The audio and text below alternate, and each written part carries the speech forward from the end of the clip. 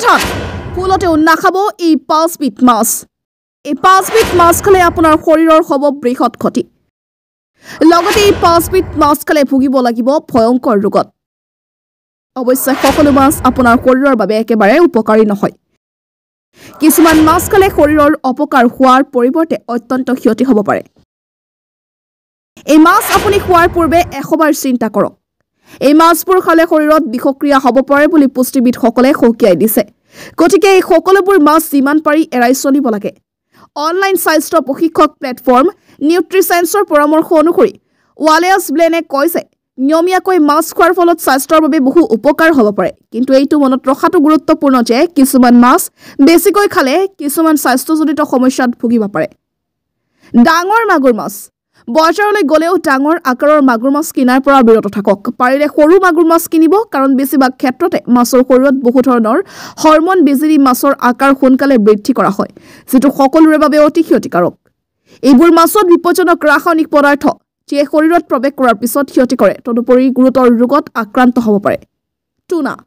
tuna মাছ মূলতঃ বিদেশী য'ত টুনা মাছ উৎপাদন কৰা হয় তাত মাছবোৰত প্ৰচুৰ পৰিমাণে হৰমন আৰু এন্টিবায়টিক বেজি দিয়া হয় যিয়ে আমাৰ স্বাস্থ্যৰ বাবে ক্ষতিকাৰক হ'ব পাৰে গৰ্ভৱতী মহিলাই সেহে নিশ্চিতভাৱে টুনা মাছ খোৱাৰ পৰা বিৰত থাকিব লাগে বামি মাছ কেতিয়াবা এনে ঠাইত বাস কৰে য'ত ঔদ্যোগিক আৰু কৃষি আৱৰ্জনা খাই জীয়াই থাকে গতিকে বহু সময়ত পাৰা মাছত শৰীৰত প্ৰৱেশ কৰে গতিকে এই মাছ খোৱাটো এৰাই চলাই ভাল মেক্ৰেল বহুতে মেক্ৰেল খাবলৈ ভাল পায় কিয়নো এই মাছত পাৰাও থাকে মাগুৰ মাছ খালে পেটত পাৰা জমা হ'ব পাৰে ফলত শৰীৰত বিপজ্জনক ৰোগৰ সৃষ্টি হ'ব পাৰে আৰু আপোনাক গুৰুতৰভাৱে অসুস্থ কৰি তুলিব পাৰে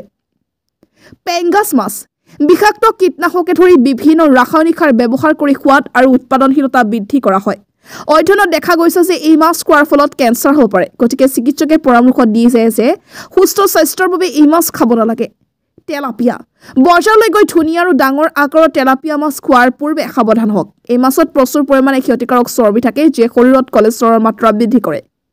ইয়াৰ ফলত হৃদৰোগ আৰু অন্যান্য ৰোগ হ'ব পাৰে তদুপৰি হাঁপানি বা পাত বিষৰ সমস্যা থাকিলে তেলাপিয়া মাছ খাব নালাগে উল্লেখ্য আছে আসল সমস্যা মাছৰ নহয় আসলতে এই মাছবোৰ শৰীৰৰ বাবে ক্ষতিকাৰক নহয় কিন্তু প্ৰাকৃতিক প্ৰদূষণ ভুল উৎপাদন পদ্ধতিকে ধৰি বিভিন্ন মানৱীয় কাৰকৰ বাবে এই মাছবোৰ বিষাক্ত হৈ পৰিছে